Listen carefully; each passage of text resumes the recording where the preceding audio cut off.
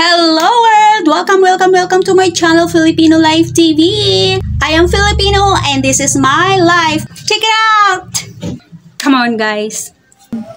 Hello everyone. Good morning, good afternoon, good evening, whatever. Bahala kayo dyan kung saan mo kayo. Kumusta po kayong lahat for today's video? Tara, tulungan natin silang magbuhat ng bigas. Tulungan no? Tara magbuhat tayo. Pero ginagawa ko po yan dati nung hindi pa nahulog yung mattress ko. Alam niyo po ba dati nung hindi pa ako naoperahan, yung 25 kilos na bigas na yan, binubuhat ko po yan. Binubuhat ko yan kapag may bumibili. Hindi na ako sumisigaw, buhat na bigas! Hindi na ako sumisigaw. Ayun, nahulog yung ating mattress. Nahulog yung mattress. O ayan, so ayan guys, naghahakot sila ng bigas, kaya tara makigulo tayo sa kanila. Yun lang naman ang maiambag natin sa kanilang pagbubuhat, yung makikigulo tayo sa kanila. Tara tingnan natin, baka meron ng 20 pesos na bigas. O diba, tara na, 20 pesos na bigas. Saan kayo manggagaling yun? Yes. Finally. Meron na po tayong kukupandan. O, diba? Oh, thank you naman. Tara na, mga suki. Bili na kayo ng bigas.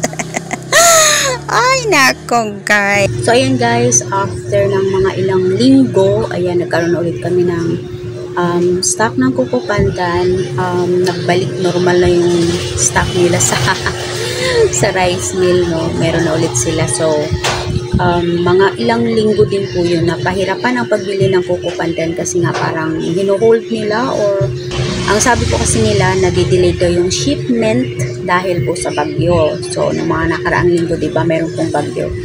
Pero mostly po kasi kapag ganyan na dinidelay yung stocks, no, kadalasan pagbalik ng stocks, ayun, may may tumaas na yung presyo. So, ayan, every time na mawawala siya ng mga ilang araw, expected na namin yun, ay nagtaas, ganun.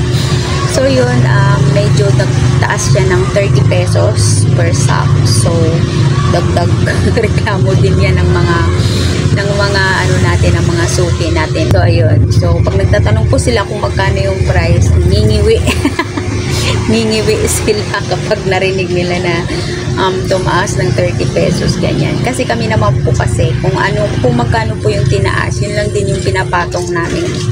Kasi maliit lang po talaga yung pinapatong namin. So, yun, ang bigas naman po kasi ay hindi pwedeng lakihan yung patong o yung tubo mo sa bigas. Kasi nga, diba, pangunahing pangangailangan po natin mga Pilipino yun. Mabibigatan kasi nga araw-araw, di ba, 3 times a day natin kinakain yan. Kaya mabigat yun pagka tinaasan natin. At saka sa amin kasi marami pong mga tindahan kasi, or may mga suki kami na nagtitinda sila, no, sa kanilang mga sari-sari store. So meron kami mga ilang mga suki na kumuha sa amin. So ganyan, maliit lang po talaga yung tubo namin sa bigas. Dahil ang bigas po naman ay paramihan ng benta araw-araw, hindi palakihan ng tubo.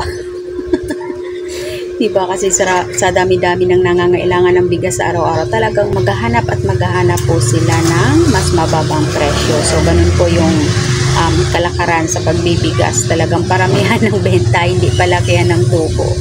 Ganun po yan. So, yun.